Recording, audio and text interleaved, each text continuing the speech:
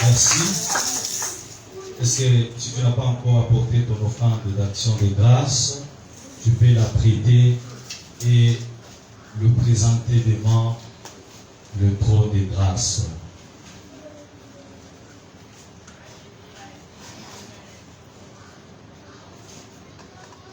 Nous voulons écouter la parole du Seigneur. Amen. Est-ce que nous sommes dans la joie? Amen. Est-ce que vous pouvez manifester votre joie?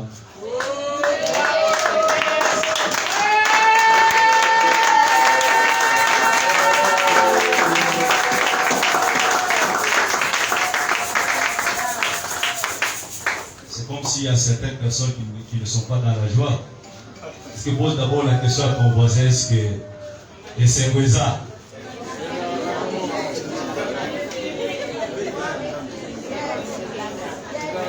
Vous savez, ce que quelqu'un a millier à l'art, on se voit dans sa concentration, c'est dans sa suspect. Dans sa bombe, on va exploser. En tout cas, les fruits de l'esprit, la joie doit être le fruit le meilleur de l'esprit qui doit caractériser les enfants de Dieu. Quelqu'un me donne un bon label. Alors si ton voisin n'a pas la joie, dis-lui, je te transmets la joie. Je lui dis, je te communique la joie. Voilà, est-ce que nous pouvons nous lever? Même là, à l'intérieur, dehors, on est tous debout. On est tous debout. Tu prends ta Bible. Tu prends ta Bible. Romains 12, le verset 1. Romains chapitre 12, le premier verset.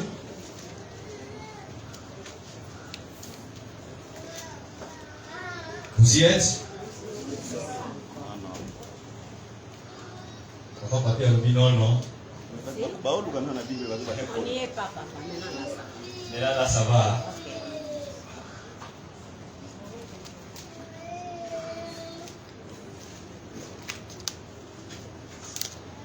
Vous y êtes? Au premier kit, nous avons été bénis richement par un homme que Dieu s'est choisi, qui est un instrument de Dieu, le canal par lequel Dieu va passer pour nous bénir.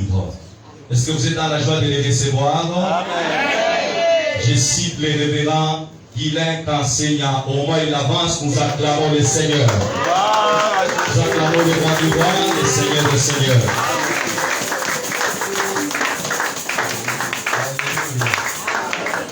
Alléluia. Amen. Je me pose très souvent la question, pourquoi tout le monde m'appelle comme ça? Il y a des endroits, donc j'ai fait un retrait et puis on te dit, comment on a cassé? Pas plus bien cassé, parce que tout le monde a un problème. Comme si on a le même un, comme si on a vaccination un, comme un enseigne. Non, mon nom c'est Kassenia. Amen. Nous lisons Romains chapitre 12, premier verset, nous lisons dans le nom de Jésus. Je vous exhorte donc, frères, par les compassions de Dieu, à offrir vos corps comme un sacrifice vivant, saint, agréable à Dieu, ce qui sera pour votre part un culte raisonnable. Vous savez que quand je lis ce passage, je comprends que le culte devient raisonnable lorsque ton corps sera offert. Et puis il a mis ça au futur. Hein. C'est-à-dire lorsque le corps n'est pas offert, tout ce que tu fais n'est pas un culte raisonnable. Matthieu 4 et 10. Matthieu chapitre 4 verset 10. Les textes de la Bible, chaque fois que vous lisez, faites attention à la grammaire, à la conjugaison, à tout ce qu'il y a comme syntaxe grammaticale. Parce que il peut y avoir deux messages cachés là-dedans. Matthieu 4 et 10, j'ai lu au nom de Jésus. Amen. Jésus lui dit, retire-toi Satan, car il est écrit, tu adoreras les seigneurs, ton Dieu, et tu les serviras lui seul. Dieu bénit sa parole. Amen. Merci de prendre en place. Dieu notre Père, tes multiples actions de grâce. Tu es un roi sans précédent. Tu es l'auteur de l'être et de mouvement. Nous te disons merci en tout. Prends le contrôle de ces instants. Prêche comme si tu étais ici physiquement toi-même. Au nom de Jésus-Christ. Amen. Amen. Alors, merci à notre pasteur qui nous suit, Papa Charles. Merci pour votre confiance. À notre égard. Parce que nous sommes sur vos traces. Faisons de notre mieux pour être votre ombre. Et merci à tout le corps pastoral et les servantes, ainsi que nous tous réunis ce matin. Alors si tu aimes ta vie, j'aimerais que tu fasses quelque chose à Dieu. Tu vas l'acclamer comme une offrande. Tu célèbres.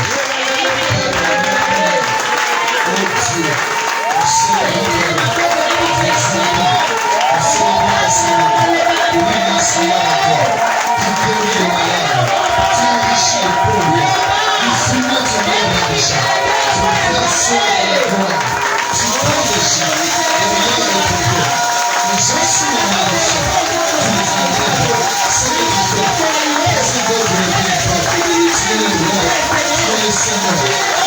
Seigneur,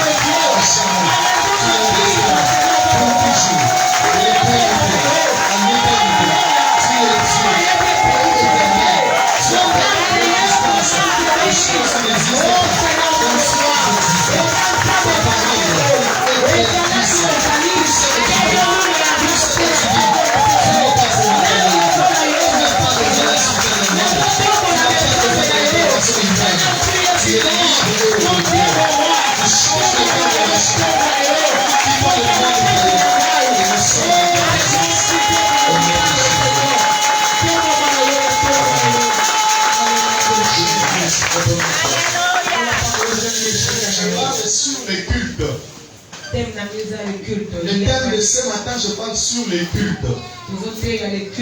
Beaucoup de personnes, en réalité, sont dites chrétiennes, mais ne connaissent pas ce qu'ils viennent faire dans une église.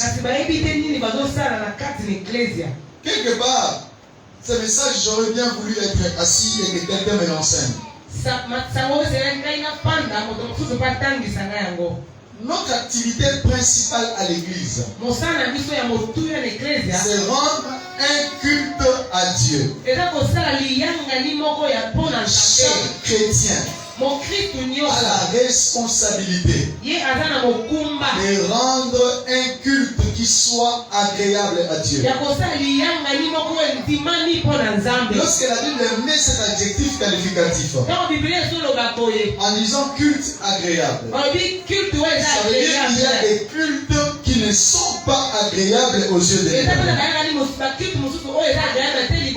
Il ne suffit pas de préparer. Il faut très bien préparer afin que les gens mangent très bien. C'est pourquoi l'apôtre Paul dit ceci: je vous exhorte par la compassion de Jésus-Christ à offrir vos corps comme un sacrifice agréable. Ça veut dire que quelqu'un peut offrir son corps, mais ce n'est pas un sacrifice agréable. Et ce sacrifice, ça doit être saint. Le mot saint ne veut pas dire manquer de péché. Le mot saint veut dire être mis à part. Tous les chrétiens sont des saints.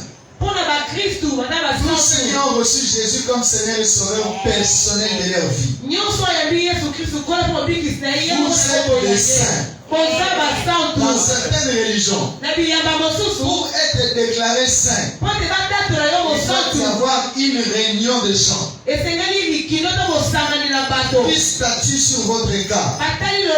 Ils vont observer votre cadavre. Après des années, si votre cadavre n'a pas pourri, alors le numéro 1 est la commission.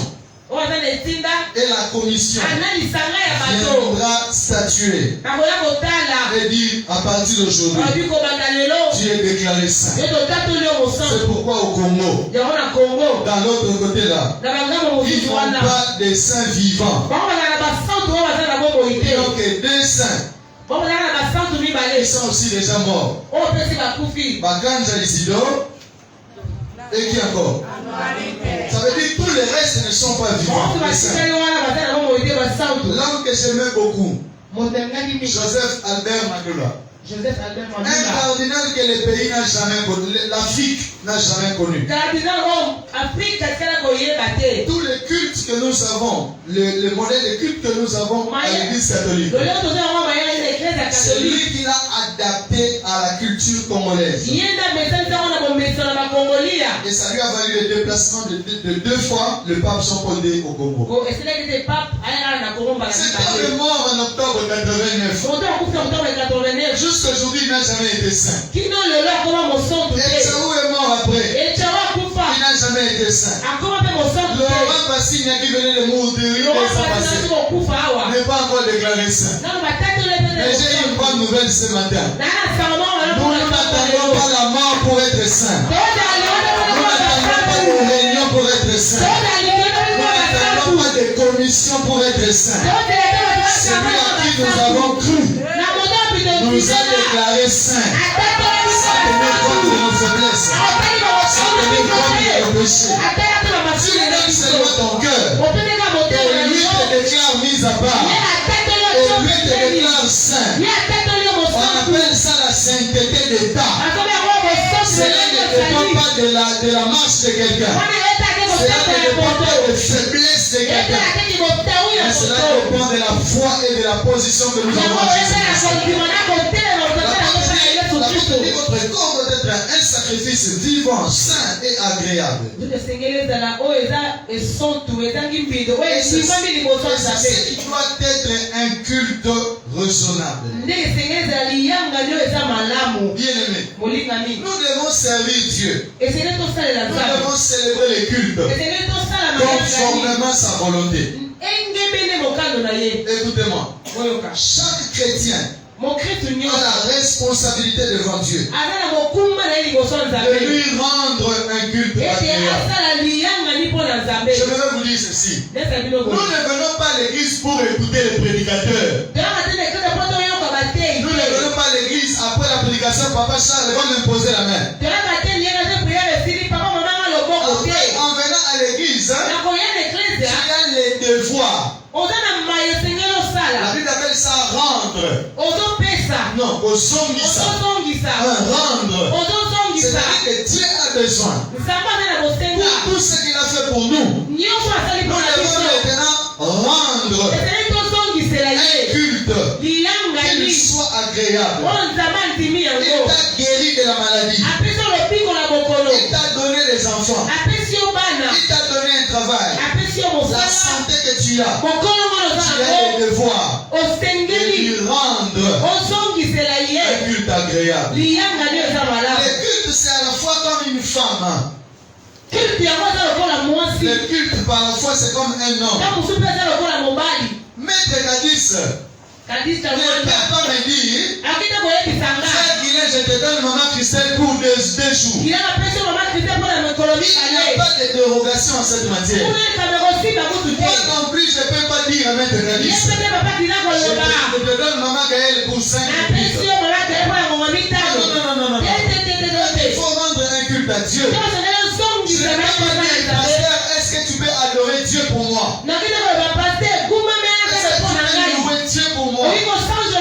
Chaque chrétien a la responsabilité de louer Dieu seul, de l'adorer seul. Alléluia. Amen. Tu peux acclamer une fois. Une fois. Tu peux acclamer une fois. Merci. C'est pas compliqué, c'est très simple. Si nous comprenons que nous avons une responsabilité devant Dieu, nous n'avons pas le droit d'être en retard à l'église. La semaine, ça peut se comprendre. Mais le dimanche, avant même que le modérateur ne soit à la chair, l'église devrait être remplie de gens. Parce qu'ils savent, ici j'ai la responsabilité d'offrir à Dieu de l'adoration. Les réunions de ce monde, lorsque un politicien, une autorité, entre dans la salle, plus aucune autre personne ne va entrer. Personne ne peut sortir. Ces gens sont mortels. Jésus est immortel. Changeons notre façon de lui adorer. Changeons notre façon de le célébrer. C'est ce qu'on appelle culte. Le culte, c'est le nom des offices. Office. Lorsqu'on parle d'office, c'est des services. Misala. Ce sont des services religieux, évangéliques. Mais le culte, c'est aussi un moment que les chrétiens passent avec Dieu, au cours duquel le fidèle rend honneur à Dieu par la louange et l'adoration. Alléluia. Le culte, c'est un moment de développement de l'intimité entre Dieu et la personne. Quand nous venons à l'église, nous ne venons pas passer du temps. Les gens disent ceci: si tu n'as rien à faire à la maison, viens à l'église. Nous ne venons pas à l'église parce que nous manquons à faire. Je vais te dire quelque chose. On ne prie pas parce qu'on manque l'argent. On ne prie pas parce qu'on manque le mariage. On ne prie pas parce qu'on manque du travail. Nous prions parce que nous avons compris. Ce n'est pas seulement parce que Pierre l'a dit. Mais nous-mêmes aussi nous avons expérimenté. C'est Jésus qui a la parole de la vie. travail. Les jours où ils ont du travail, ils ne viennent plus à l'église. Ceux qui prient pour chercher des richesses. Les jours où ils ont des richesses, ils ne viennent plus à l'église. Et un chrétien qui cherche Dieu seulement quand il a des problèmes. C'est un chrétien qui ne comprend pas que sa vie est faite pour célébrer et rendre culte à Dieu. Nous devons cultiver une intimité profonde avec le Dieu véritable. Bien-aimé, aucune personne a été en contact avec la parole de Dieu. Et que cette personne reste la même. Ça ne peut pas se passer.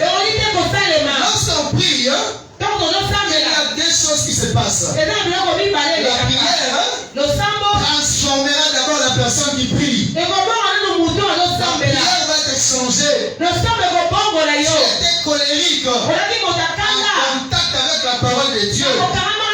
Tu reçois la douceur de Dieu. Tu reçois la patience de Dieu. Tu reçois le caractère de Dieu. Et la deuxième chose que la prière fait, la prière change les conditions autour de nous. Si tu étais devenu pauvre, Dieu te rendra riche. Je disais, la prière change la personne qui prie. Mais la prière aussi change les conditions de la personne qui prie. Cela veut dire ceci. Que je prêche l'argent ou pas, que je parle de la guérison ou pas, ce sont des choses que Dieu nous donne en tant que ses enfants. Arrêtez de passer beaucoup de temps en train de parler de l'argent. Dieu est plus que l'argent. La Bible dit celui qui a le Fils a la vie. Alléluia. Mais tu ne peux pas avoir le Fils et tu commences à chercher l'argent. Toi, fais ce que tu peux faire. Alors le Fils comme il se doit. Et tout ce dont tu as besoin se manifestera. Le culte par extension, c'est le fait de croire à une divinité. Ça veut dire si nous pouvons nous réunir pour prier, c'est parce que nous croyons à un Dieu qui existe. Très souvent à la maison, quand je prie avec mes enfants, je leur dis ceci. Qui croit que Dieu existe? Ils disent oui. Je leur dis ça c'est le premier degré parce que même les démons croient que Dieu existe. Après je leur dis ceci. Qui croit que Dieu est capable de répondre aux prières? Quand ils me disent oui, je leur demande de citer les choses pour lesquelles ils ont prié et que Dieu a répondu. Et l'une de mes filles me dit, Dieu nous a donné même des choses que nous n'avons pas demandées. Par son amour, il nous les donne. Nous devons croire que Dieu existe. La Bible dit ceci. Ceux qui croient en Dieu, ceux qui s'approchent de Dieu, doivent croire que Dieu existe. Il est le rémunérateur de ceux qui le cherchent. Ça veut dire s'il existe, nous allons seulement le chercher et lui va nous rémunérer. Voici les principaux actes du culte. Le culte, c'est-à-dire quoi? En parlant du culte, tout tourne autour de l'autel. Tout tourne autour de l'autel. Vous avez l'autel d'abord. Vous avez les sacrifices. Vous avez le feu. Et vous avez les sacrificateurs. Ainsi, vous ne pouvez pas célébrer Dieu sans ces éléments-là. Il y a parfois les gens me disent, mais pourquoi quand on prie, on doit seulement Dieu par une offrande? On ne peut pas rendre un culte à Dieu sans offrande, ça n'existe pas. Même à la maison, quand vous faites vos réunions de prière, terminez avec des offrandes. Votre culte complet. Le culte a les sacrifices, à la libation, à l'offrande. La libation, c'est l'offrande liquide. Ce sont des ablutions. Ce sont des liquides qu'on jette par terre. Généralement, même dans la Bible, on enseigne. Je ne suis pas là. Je ne parle pas aujourd'hui. Le deuxième élément principal du culte, c'est la prière. Symbolisé dans l'Ancienne Alliance par les parfums. Par l'autel des parfums. Alors, quand tu viens à l'église, la prière est déjà passée. Tu viens seulement écouter la prédication. Tu ne rends pas un culte complet. Est-ce que je peux écouter ton amen? Ma belle-mère m'a fait rire. Elles ont reçu une dame qui est venue prêcher chez eux. À Toronto, au Canada. Et puis, la femme qui prêche dit ceci. Cette nuit, Dieu m'a dit ceci. 30 minutes après le début de chaque culte à travers le monde, quand le culte commence, Dieu dépêche les anges qui viennent pointer les présences des hommes et des femmes qui sont déjà là. Dépasser 30 minutes, l'ange est déjà parti avec la liste des présences. Tous ceux qui viennent après, ils remplissent les formalités. Mais quand ceux qui concernent leur présence devant Dieu, ce n'est pas côté. Elle a dit, c'est Dieu qui a parlé de ça quand elle préparait sa prédication. Nous devons rendre un culte agréable. Le troisième élément de culte, c'est le chant et la musique. Mes frères et sœurs, la musique, les chants sont étroitement liés à l'esprit. C'est pourquoi lorsque Salomon a construit le temple, il avait placé une tribune spécialement pour les chanteurs.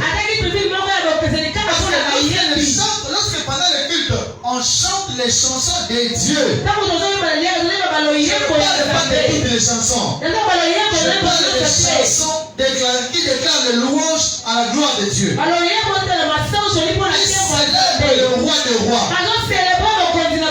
Lorsque les gens célèbrent, il y a un mariage de l'esprit qui se passe. Un jour, quelqu'un vient voir Élisée. Il dit, est-ce que tu peux prophétiser pour moi? Élisée n'était pas en état de commencer à prophétiser. Il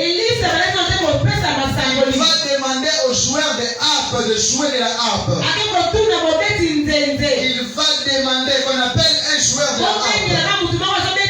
Quand il est venu, il a commencé à jouer l'instrument. Il a senti dans son esprit. Il entre en transe, il commence à prophétiser directement. Chantre de l'Éternel, écoutez-moi. Chanter à l'église pendant le culte n'est pas un fait du hasard. Vous conduisez les gens devant la présence de Dieu. Ainsi, la qualité de votre vie joue. Écoutez, tous les chantres qui étaient dans la présence de Dieu ont reçu les chansons qui ont rapproché les hommes et les femmes devant Dieu. Et ces chansons-là ne finissent pas. Yahweh Tobelemi. C'est bien aimé Père à son âme. Il était en train de prier. Il fut ravi en esprit. Il a entendu les anges chanter ces chansons-là. C'est des chansons qu'il faut chanter pendant les cultes. Celui qui a des mouakela à mouakeler à quelqu'un, il doit aller chercher la personne. Vous n'amenez pas ça à l'église de Dieu.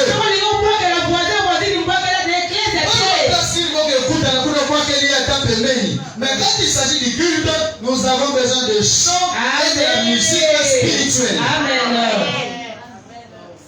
Alléluia. Récemment, j'étais quelque part. J'étais modérateur, je crois, ou maître de cérémonie. Les frères chrétiens jouaient, j'écoutais les instruments. On chante Jésus au micro. Tous les derrière là-bas, c'est la musique mondaine. Donc, et le rythme, Rythme Quand j'ai entendu ça, je lui ai demandé d'arrêter sur le champ. Dieu n'aime pas les mélanges. Nous devons offrir le chant digne de lui. Quatrième chose du culte, c'est la lecture de textes sacrés. Quand nous venons à l'église, chacun de nous doit avoir sa Bible pour lire, pour vérifier les Écritures. En venant à l'église sans Bible, sans carnet, sans papier, même moi-même les prédicateurs, j'ai 10 feuilles ici que j'ai écrit la prédication de l'enseignement. Tous mes versets sont détaillés. Parce que quand il s'agit de rendre un culte à Dieu, il n'y a pas de meilleur moment que ça.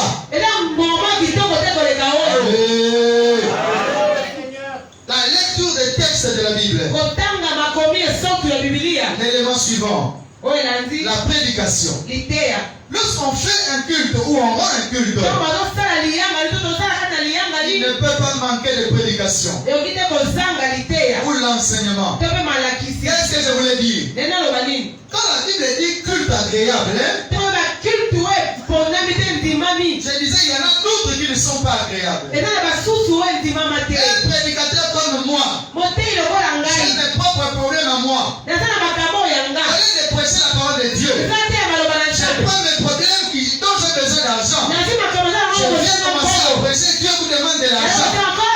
C'est faux, Dieu ne demande pas. Ça c'est moi, c'est ma poche qui est vide.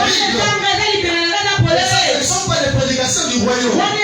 Les prédications du royaume, ce sont des prédications qui ramènent le cœur des fils vers le Père.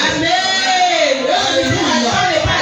Ce sont des enseignements qui font asseoir les gens dans la connaissance. C'est ce que nous devons écouter dans nos églises. Quand les gens quittent du très loin pour venir prier dans une église, on ne peut pas prendre du temps à parler de la coutume. On ne peut pas prendre sa coutume et commencer à en faire une prédication. Alléluia. Amen. Je vous disais, tout tourne autour de l'autel. Alors, comment rendre un culte agréable? Comment rendre un culte agréable? Comment rendre un culte agréable? Jean chapitre 4, versets 20 à 24. Est-ce que vous y êtes? C'est pas une affaire, papi. Vous y êtes, nous y sommes. Mais combien nous y sommes? Jean 4, chapitre 4, verset 20 à 24. C'est bon? Est-ce que nous sommes tous là? Oui. Je dis au nom de Jésus. Amen. Nos pères ont adoré sur cette montagne. Et vous dites-vous que le lieu où il faut adorer est à Jérusalem. Femme, lui dit Jésus, crois-moi, l'heure vient où ça ne sera ni sur cette montagne, ni à Jérusalem que vous adorerez le Père. Vous adorez ce que vous ne connaissez pas. Nous adorons ce que nous connaissons. Car le salut vient de... Mais l'heure vient, et elle est déjà, où les vrais adorateurs adoreront le Père en esprit et en... Car ce sont là les adorateurs que le Père... Dieu est esprit, il faut que ceux qui l'adorent en... et en vérité. Nous devons rendre un culte à Dieu selon le modèle que lui nous donne. Nous sommes dans Jean 4. Jésus avec la femme samaritaine. La femme samaritaine dit à Jésus, nos pères, ils ont adoré sur cette montagne. Vous demandez d'aller adorer à Jérusalem. Jésus lui dit, dans peu de temps, ça ne sera plus à Jérusalem. Ça ne sera plus sur cette montagne. Je déplace l'adoration. je déplace l'adoration. La première chose que nous devons noter ici, la femme dit ceci. Nos pères ont adoré. Tu peux écrire, nos pères ont adoré 2 points. Nos pères ont adoré. Bien-aimé, Dieu c'est un Dieu de génération. Et nous ne devons pas réinventer l'adoration. Nous devons simplement suivre le modèle qui nous a été laissé. Dieu demanda à Moïse de faire le tabernacle. Si je te dis seulement en parole, tu risques de faire tout sauf ce que je veux. Alors lui-même Dieu donne à Moïse la maquette en 4D. C'est pas en 3D mais en 4D. Il dit tu vas reproduire exactement comme tu as vu faire ici sur la terre. Samaritaine, hein? Elle parle d'un modèle d'adoration légué par leurs parents. Mes frères et sœurs, chaque chrétien doit être un modèle d'adoration pour ses enfants. Il ne suffit pas d'être père, il ne suffit pas d'être mère, mais tu dois être un modèle d'adoration pour les générations futures. Tu peux acclamer une fois.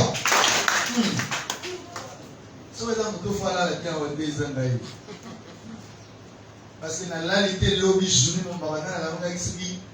minuit, samedi, vendredi, 2h du matin, j'étais en train de veiller. Dans la ligne de 2h, 5h, j'étais debout. J'ai pris encore le volant pour conduire plus de 25 km. S'il te plaît, même si on a un peu ça pour Guy, au côté ma main. Alléluia.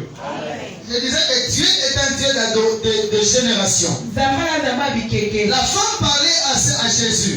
Nous avons reçu un modèle d'adoration. Maman, écoutez-moi. Pour servir Dieu, nous ne pouvons pas réinventer les choses à notre manière. Nous devons nous référer à ce que Dieu a donné déjà comme modèle. Il y a une femme. Plutôt, il y a un homme avec un combat avec son chef au boulot. Alors, ce monsieur va voir son pasteur.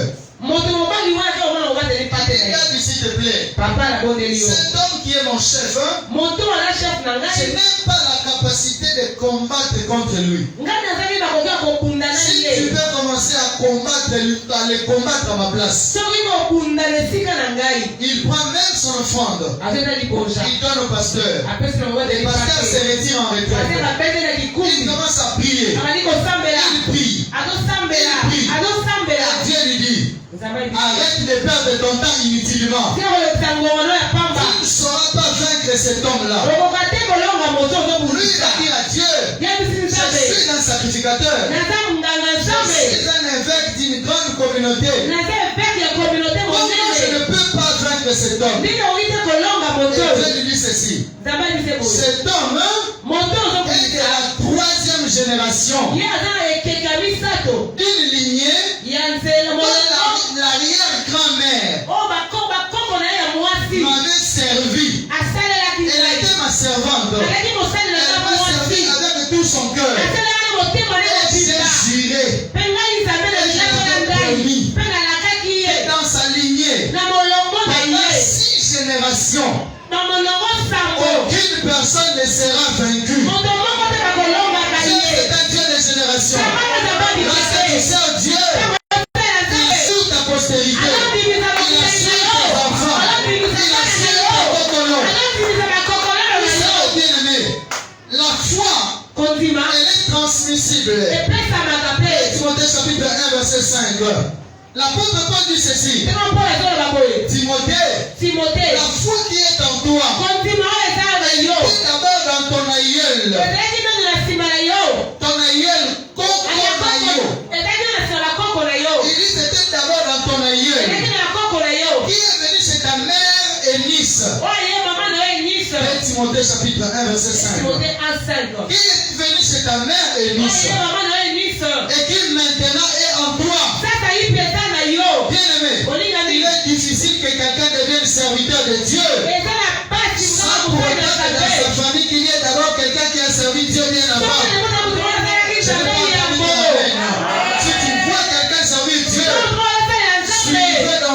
allié. Il ne peut pas régner son alliance. Il a promis à David. Il t'entrône. Il ne manquera pas de successeurs. C'est pourquoi nous avons Diemo. Nous avons Charles. Nous avons Guilain. Nous avons les autres. Nous avons des frères et des sœurs. Est-ce que tu peux dire amen? Je te dis une chose. Quand tu sers Dieu, sers-le de tout ton cœur. Tout en sachant que tu ne le sers pas seulement pour toi, mais tu mets des bases solides pour les générations futures. Je disais au premier culte ceci. Un pasteur ivoirien, ça passe sur les réseaux sociaux. Ce pasteur-là dit ceci. Il était invité au Brésil pour prêcher. Quand il arrive là-bas, il arrive un bishop américain. Mais ce monsieur-là était toujours autour de la piscine. Quand on servait de la nourriture, l'Africain refuse de manger. Il dit, je vais démontrer à ces gens que l'onction est tout d'abord africaine. Il refuse de manger. Le bishop nage à la piscine. Bien aimé, avant qu'on lui donne la prédication, il était devant sa tablette. Il faisait autre chose. Et lui qui était à côté du prédicateur, lui le pasteur, il dit, mais ça c'est quel prédicateur on est allé prendre? Il ne gêne pas. Il ne fait que manger. Pendant que moi je gêne, lui il est à la piscine. Moi je me concentre. Lui il est dans les jeux. Après il demande ceci. Entre lui et moi qui va passer le premier? On lui dit que c'est lui qui va passer le premier. Lui il dit, ah, heureusement. Comme ça il va passer parce que si je prends avant lui, la démonstration de la puissance, il sera étonné. Il n'aura pas l'occasion de prêcher. Alors on l'appelle. On appelle le bishop. Le bishop passe. On lui dit, papa, vous avez 45 minutes de prédication. Il dit au prédicateur, non, je n'ai pas besoin de 45 minutes. J'ai juste besoin de 25 minutes. Et lui, le prédicateur africain, va dire, ah, mais il n'a rien. Comment on va lui donner 45 minutes? Il n'a aucune préparation. Le bishop passe à la chair. Il commence à prêcher. Au bout de 15-20 minutes, il dit ceci. J'ordonne maintenant aux aveugles de voir, aux boiteux de marcher, aux paralysés de marcher, que ceux qui ont des béquilles, au nom de Jésus. L'atmosphère a changé dans la salle. Les boiteux marchaient, les paralysés marchaient, et lui le prédicateur était étonné. Seigneur, cet homme n'est pas cet homme féticheur. Et Dieu lui dit non, arrête. Ne qualifie pas de féticheur. Cherche à connaître qui est cet homme. Il demande à son voisin qui est cet homme. On lui dit ceci. Ce bishop que tu vois, son arrière-grand-père était prédicateur. Son grand-père était évangéliste. Lui-même, son grand-frère. C'est une famille de serviteurs de Dieu. Plusieurs générations. C'est pourquoi l'onction coule facilement. Mais là, toi, tu viens de quelle famille? Regarde les familles où nous sommes sortis. Notre Dieu est un Dieu de génération. Je veux que tu serves Dieu de tout ton cœur. Tout en sachant que les services que tu rends pour lui, tu ne les fais pas seulement pour toi. Tu les fais pour les générations futures. Alléluia. Vous savez, la Bible dit ceci. Lorsque Lévi qui perçoit la dîme, Lévi qui perçoit la dîme, l'a ainsi payé par Abraham. Écoute comment c'est que la Bible dit. La Bible dit ceci. Lorsque Abraham alla au devant de Melchisedec, Lévi était dans les reins d'Abraham. Mon Dieu, lève-toi s'il te plaît, bien-aimé. Pasteur, aidez-moi. Mettez-vous debout, vous quatre, s'il vous plaît, devant. Pasteur Jérémie, vous pouvez être là. Nous les considérons comme Melchisedec. Regardez-moi bien. La Bible dit, papa, papi, tourne maintenant vers Papa Jérémie. Écoute, la Bible dit ceci. Lorsque, tournez aussi comme ça, dans cette position. Lorsque Abraham alla au devant de Melchisedec, il a sa dîme entre ses mains. Il présente Melchisedec. La Bible dit que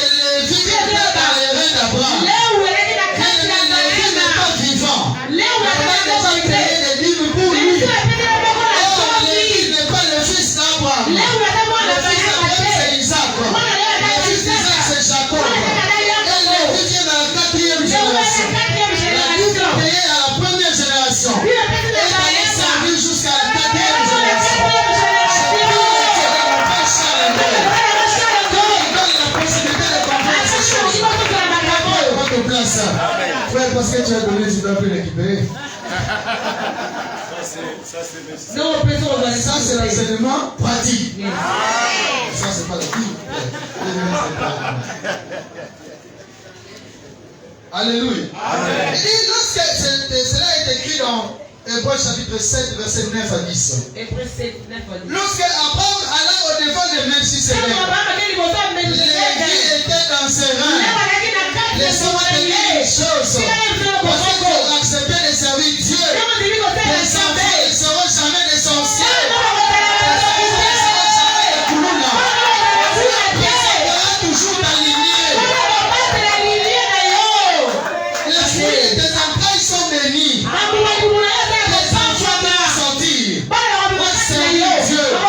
Dans ton ventre, il y a des prophètes. Il y a des pasteurs. Il y a des bishops. Il y a des révérends. Parce que Dieu, c'est un Dieu de génération. Que Dieu te donne des progénitures. Que Dieu te donne des progénitures. Que Dieu te donne des progénitures. Toi, notre lignée soit sortie de toi. Le Dieu de génération. Lorsque Moïse sort de l'Égypte avec le peuple, et Dieu dit ceci. Écoute-moi Moïse, avant de continuer, arrête-toi là-bas. Identifie-moi tout le monde. Je veux connaître, ils viennent de quelle génération. Et au milieu de cela, Moïse lui-même, il est d'un père lévite et d'une mère lévite. Dieu ne peut pas se repentir de sa parole. La Bible nous parle de deux généalogies de Jésus. Il y a la généalogie qui retrace du côté de son père, de la lignée de Juda. Joseph de la Bible, le mari de qui? L'époux de Marie est de la lignée de Juda. C'est pourquoi la Bible parle déjà dans Matthieu chapitre 1. Il dit Jésus-Christ, fils de David, fils d'Abraham. Il va commencer par Abraham. Mais Abraham n'est pas de la lignée de la royauté. Abraham n'est pas de la lignée de la royauté. Il est de la lignée sacerdotale. C'est pourquoi on l'a dit derrière. Jésus-Christ, fils de David. Abraham dit fils d'Abraham. Vous lisez la deuxième généalogie qui est dans Luc. On voit la généalogie de Jésus par sa mère. Sa mère est de la lignée de Lévi. Ainsi, il incarne en lui. Et le sacerdoce et la royauté. Parce que ce père, oh mon Dieu, Dieu a dit ceci. Lorsque Jacob était en train de prophétiser, il a dit, et toi, Juda, de toi sortira le roi. De toi sortira le roi. Jusqu'à ce que vienne le Shiloh. La génération avait reçu l'onction royale. Oh, si mon père était serviteur de Dieu, que Dieu te fasse entrer dans la génération royale. Et toi et tes enfants, vous ne soyez pas des esclaves. Parce que notre Dieu est un Dieu de génération. Les femmes insistent. Nos pères ont adoré sur cette montagne. Alléluia. Et Jésus lui dit ceci. Femme, écoute-moi bien. L'heure vient. Ça ne sera plus sur la montagne. Ça ne sera plus à la Jérusalem. Où les gens devront payer des billets d'avion à Kinshasa pour aller adorer là-bas au synagogue.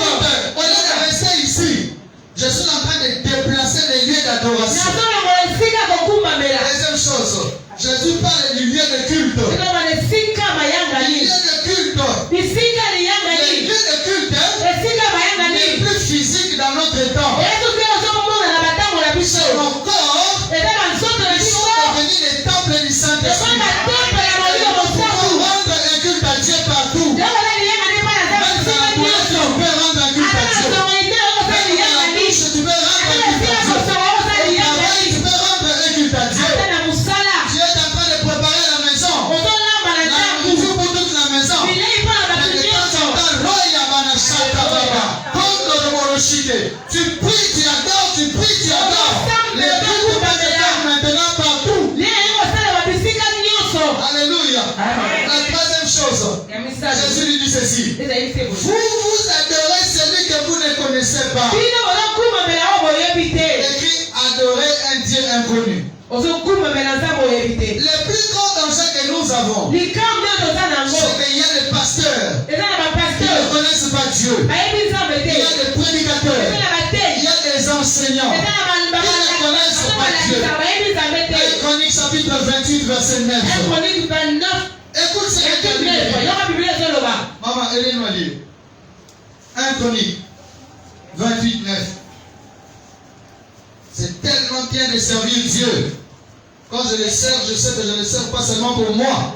Je le sers pour mes enfants, pour mes cocoros. Que je sois vivant ou pas, l'alliance avec mon Dieu va continuer. Amen. Alléluia. 1 Chronique 28, 9. Et toi, Salomon mon fils, connais les dieux de ton père. Tu vois que Dieu c'est un Dieu de Génération. Il dit, connais les dieux de ton père. Salomon, il ne suffit pas d'avoir des richesses. Il ne suffit pas d'avoir le trône. Mais tu dois connaître aussi les dieux véritables. Nous avons la responsabilité de chercher à connaître Dieu. Qui est Dieu? Très souvent nous pleurons parce que nous ne connaissons pas notre Dieu. Quand tu es malade, mes frères et sœurs, il y a un Dieu qui guérit les malades. Psaume 103 dit ceci. Bénis l'Éternel. Et aucun de ses bienfaits. C'est lui qui te guérit de toutes tes maladies. Les cancers guéris. Alléluia. Avec notre Dieu, les sida guéris. Les sida tombent. La pauvreté tombe. Les envoûtements tombent. Parce qu'il est un Dieu puissant. Salomon, la Bible dit ceci. Salomon, ne t'avantage pas des lois d'Israël. Ne t'avantage pas de tout ce qui est écrit. Mais connais les dieux de ton père. Et sers-les avec dévouement. Il reprocherait de rendre un culte à Dieu contraire à sa volonté. Oui, il y en a tellement plein. Tellement plein. Il régnait de 5000 personnes. Même un stade plein. Mais les cultes qui sont en train d'offrir n'est pas un culte agréable. Parce que les gens qui prient ne connaissent pas Dieu. Ils ne le connaissent pas. Ils ne le connaissent pas. Paul est allé à Athènes. Quand il arrive à Athènes, il était en train de parcourir la ville. Nous sommes dans Actes chapitre 17, verset 22 à 28. Nous sommes dans Actes chapitre 17, verset 22 à 28. Il était en train de parcourir la ville. Après avoir parcouru la ville, il est allé à l'aéropage. L'aéropage, c'est comme l'amphithéâtre que nous avons au campus. À l'époque ici, il y avait des Grecs. Les Grecs sont la classe des savants de l'époque. Souvenez-vous, lorsque Jésus est mort, avant même qu'il rende l'âme, on a mis une inscription au-dessus de sa tête.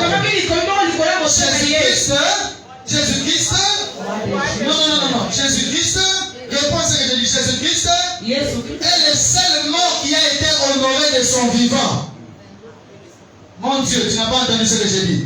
Jésus-Christ est le seul mort qui a été honoré de son vivant. Généralement, pour enlever les gens, on enlève les gens appelés à mort. Lui, il a été enlevé de son vivant. La femme qui a mort le parfum d'Albâtre, il a répandu à ses pieds. Cette femme m'a déjà enlevé. Jésus, comment on peut t'enlever tout en étant vivant? Alléluia.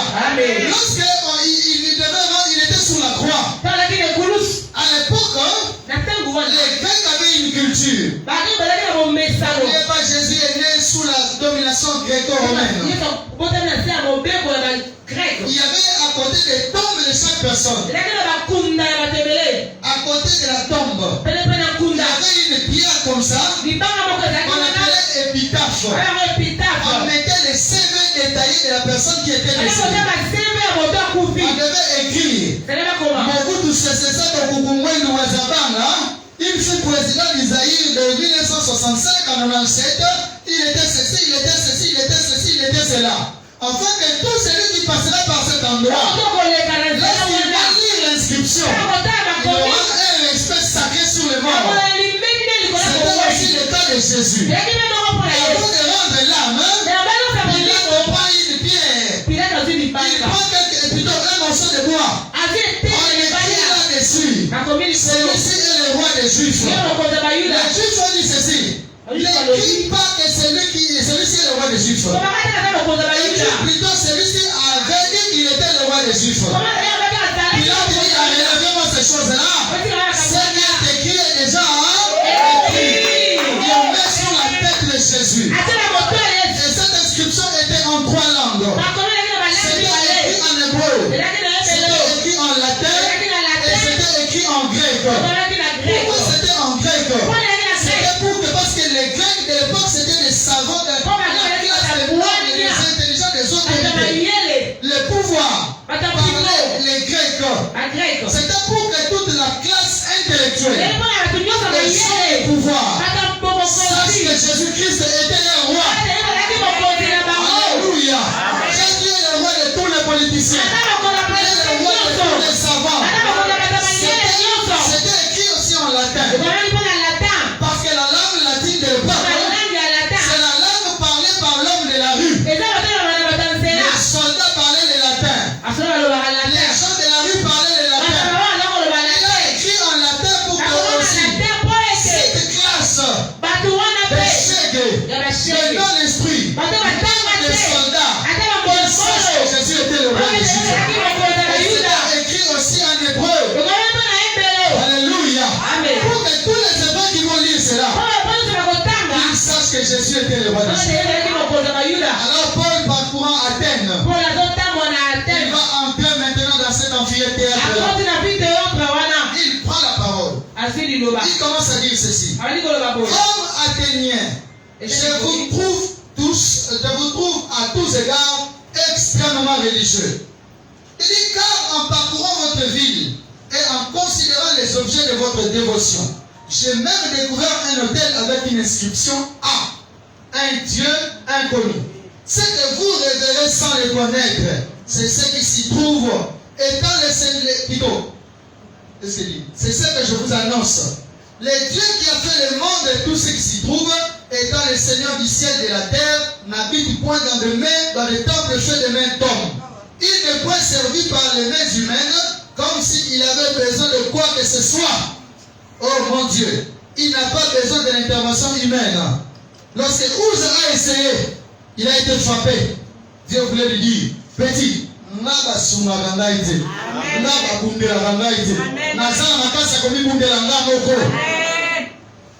Alléluia. Voici les éléments que nous pouvons noter dans ce texte. Les premiers. Paul dit ceci. Je vous trouve extrêmement religieux. C'est vivre des apparences. C'est être hypocrite. Bien-aimé, nous ne devons pas servir Dieu tout en donnant seulement des impressions. Plusieurs prédicateurs sont bons de loin. Plusieurs chantres sont bons de loin.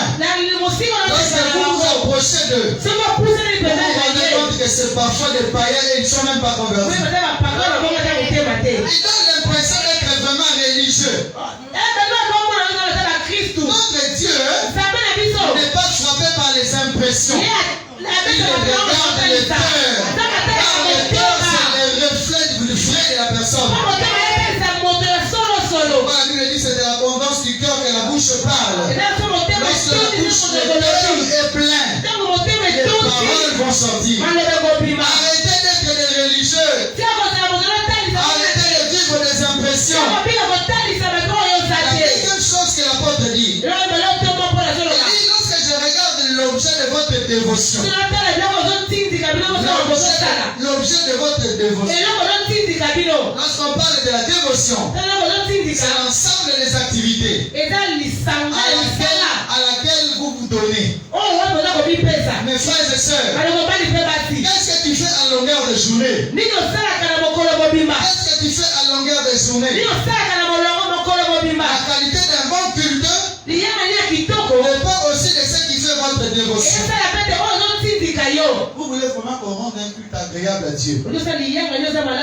Et quand on vient à l'église, on va commencer à nous parler des liens, des arrières. Comme si Jésus-Christ n'était pas mort sur la croix de Golgotha. Comme si la grâce n'avait pas sa place. Est-ce que je peux dire quelque chose? Tu n'es plus sous la malédiction. Je n'ai pas entendu d'amen. Tu n'es plus sous la malédiction. Tu n'es plus sous la condamnation. Il n'y a plus de condamnation pour ceux qui sont en Jésus. Dans le Seigneur Jésus, nous avons la liberté. Nous ne pouvons pas passer des années en années à parler des liens.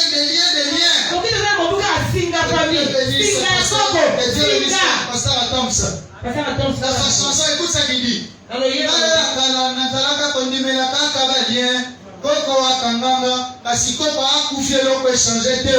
Si tu étais sous les liens, ton grand-père qui te fermait, il est mort, pourquoi ça ne change pas? Pourquoi ça ne change pas? Je suis ici pour te dire ceci. Tu es sous la grâce. Et sous la grâce de Dieu, on ne force pas les choses. On ne force pas les choses sous la grâce.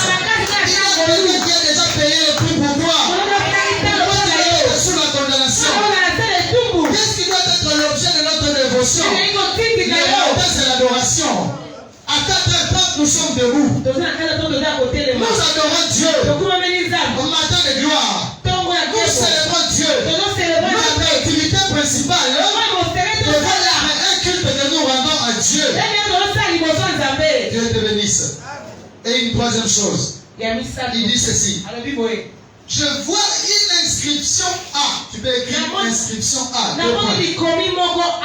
C'est-à-dire qu'à Athènes, il y avait un hôtel. On a mis la lettre A en gravure. Et puis en bas, on a écrit à un Dieu inconnu. Quand vous entrez dans ce temple-là pour rendre le culte, c'est un Dieu que vous ne connaissez pas. Même le prédicateur, lui, ne le connaît pas. Même les guides ne le connaissent pas. Il vous amène vers un inconnu. Alléluia. Amen. Alléluia. Mais écoute, lorsque nous sommes des serviteurs de Dieu, parfois et très souvent, Dieu nous montre déjà le futur avant le présent. Pour les serviteurs de Dieu, quand Dieu les appelle, l'appel est toujours au futur. Tu marcheras de pays en pays. Tu iras de ville en ville prêcher la parole. Je te bénirai. Tu auras ceci. Tu auras cela. Il se réveille. Il n'a rien. Il n'a rien. Il n'a rien. Et parfois même quand il dort, il voit une grande église en train d'être conduite par lui. Il a le courage, il arrive à l'église. Ce jour-là avec beaucoup d'enthousiasme. Il prêche comme ça, il n'y a que 4 personnes à l'église. Cela ne le fatigue pas. Parce qu'il connaît déjà les dieux qu'il est en train de servir. Ne suivez pas de foi ou de choses ou des églises. On vous dit un Dieu inconnu. Dans la nouvelle alliance, il n'y a pas de témoin de Jéhovah. Dans la nouvelle alliance, il n'y a pas de témoin de Jéhovah. Jéhovah, c'est le Dieu manifesté dans l'ancienne alliance. Tout celui qui veut être témoin de Jéhovah, il est libre. Mais il doit savoir qu'il sert les dieux de l'ancienne alliance. Il est sous la loi. Il est sous la condamnation. Dans la nouvelle alliance, notre Dieu c'est Jésus-Christ. C'est clairement mentionné dans la Bible sans besoin d'interprétation. 1 Jean chapitre 5. Pasteur Steve, aidez-nous trouver nous ce verset. 1 Jean chapitre 5, je crois verset 20. 1 Jean 5.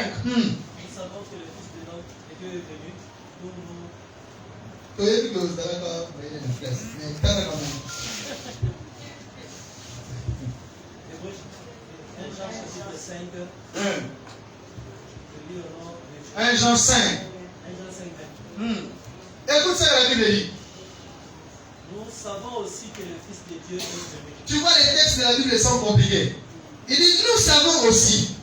Ça veut dire qu'il y a des gens qui ne savent pas. Donc s'ils ne savent pas, est-ce que c'est notre problème? Et qu'il nous a donné l'intelligence pour connaître les vérités. Il nous a donné l'intelligence. Ça veut dire que d'autres n'ont pas cette intelligence. Est-ce que c'est notre problème? Maman, c'est notre problème. Non. Mais nous savons que le Fils de Dieu est venu.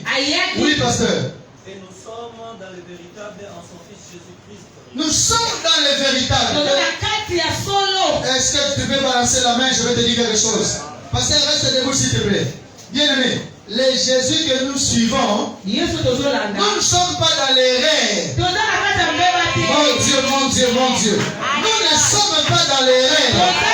Nous prêchons la doctrine véritable. Et notre doctrine, c'est Jésus-Christ. Nous ne prêchons pas nos ancêtres. Nous ne prêchons pas les coutumes. Nous prêchons que Jésus-Christ, mort et ressuscité. Alléluia. Il est vivant parmi nous. Et il se manifeste. Nous pouvons les témoigner. C'est lui, donc Jésus, c'est lui qui est le Dieu véritable et la vie éternelle. Qui est le Dieu véritable? Qui est la vie éternelle? Il y a des gens qui enseignent que tu auras la vie éternelle. Ce n'est pas que tu auras la vie éternelle. Quand on reçoit Jésus, on reçoit directement la vie éternelle. Je sais que vous avez foufou mingi. Foufou est un mélange, il y a maï, est un mélange, il y a semoule, est un mélange, il y a foufou à momoko. Ça va? Manioko, semoule, ça va? Namai, beaucoup de seka. Écoute, quelle est la composition de maï? C'est H2O. Composition de Massango, n'a pas de composition de Foufou, n'a pas de bino, mais ça va déjà dans le bidon. Parce que les gens qui ont parlé de la couleur, on a le gogo. Au côté de ça, on a mon gogo. Est-ce que les mouvements de la caméra que nous bandit, Massango que nous bandit? Ndenge moko na Yesu soko ya lié. Na yé na tata na molimo mosanto, maman na so ayo na moto. La vie éternelle,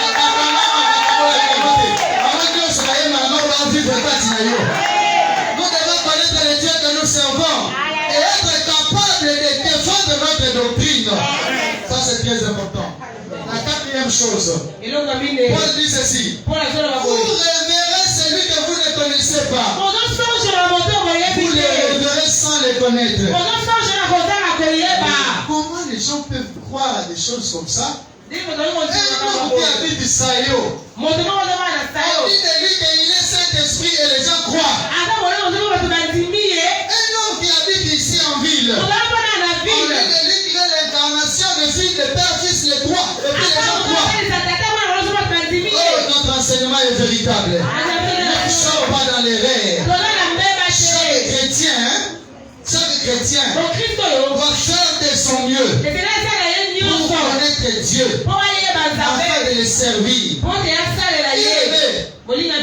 Dieu, c'est un Dieu des expériences. C'est en cela que nous le connaissons. C'est un Dieu des expériences. Un jour, Jésus était avec les disciples. Alors, les disciples étaient dans la barque. Et Jésus était loin. Il était resté prier. Au crépuscule déjà, lorsque le soleil va se coucher, il commence à marcher sur l'eau. Il marche sur l'eau. Tous les disciples ont dit que c'était un fantôme. Parce que c'était une dimension qu'ils ne comprenaient pas. Avec Dieu, c'est le monde des expériences. C'est le monde des dimensions. C'est le monde des dimensions. Pour que Dieu te fasse monter dans une autre dimension. Afin que tu expérimentes le Dieu véritable. On va te poser la question. La vie n'est que faux. Depuis que tu suis Jésus, qu'est-ce qui a changé dans ta vie? Dis-moi ceci. Je sais une seule chose. C'est que j'étais hier et c'est que je suis aujourd'hui.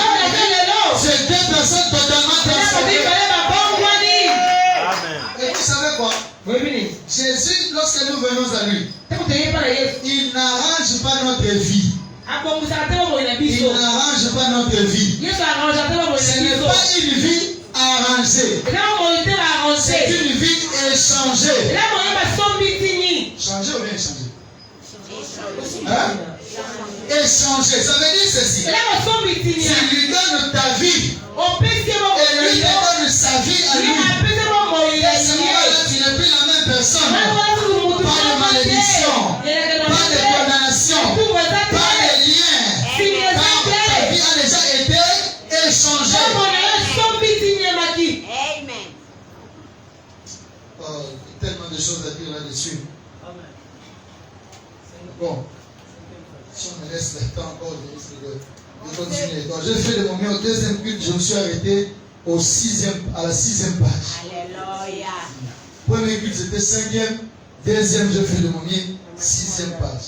Vous savez, lorsque je prépare la prédication, je considère ça comme étant un moment le plus sérieux. Je prends tout mon temps de lire. Je prends tout mon temps d'écrire.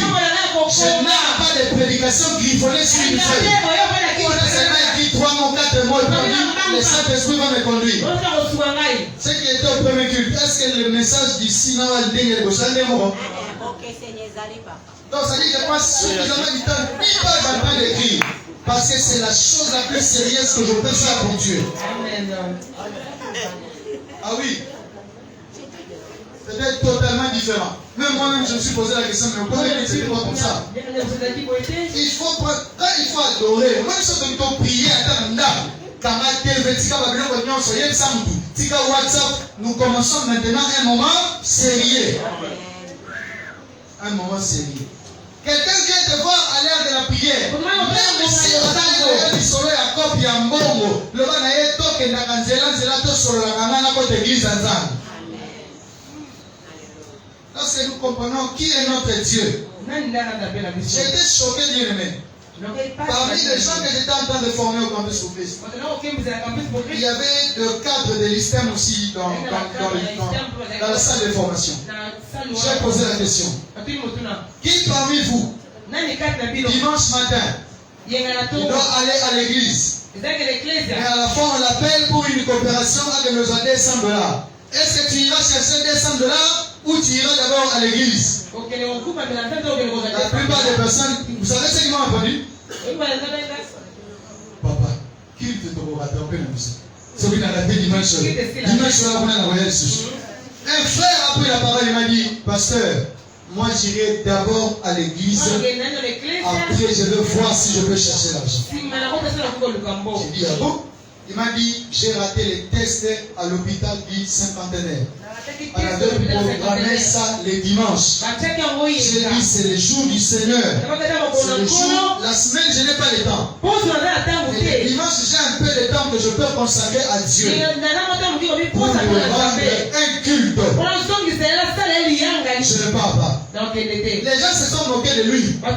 Ils sont allés faire les tests. Ils étaient nombreux. Là-bas dans la salle. Dans plusieurs salles derrière à l'UPC. Après avoir fait les tests, les listes même ont été publiées. Les ministres de santé de l'époque a annulé ces tests-là. Il a dit c'était émaillé de fraude. C'est fini, c'est passé. Zambe wa bolingo, mokota kokani na yo. Zambe wa bolingo, mokota kokani na yo. Est-ce que Eyembe n'avait pas créé de Panza? Est-ce qu'attitude n'avait pas créé de Panza? Zambe wa bolingo, mokota kokani na yo. Zambe wa bolingo, mokota kokani na yo.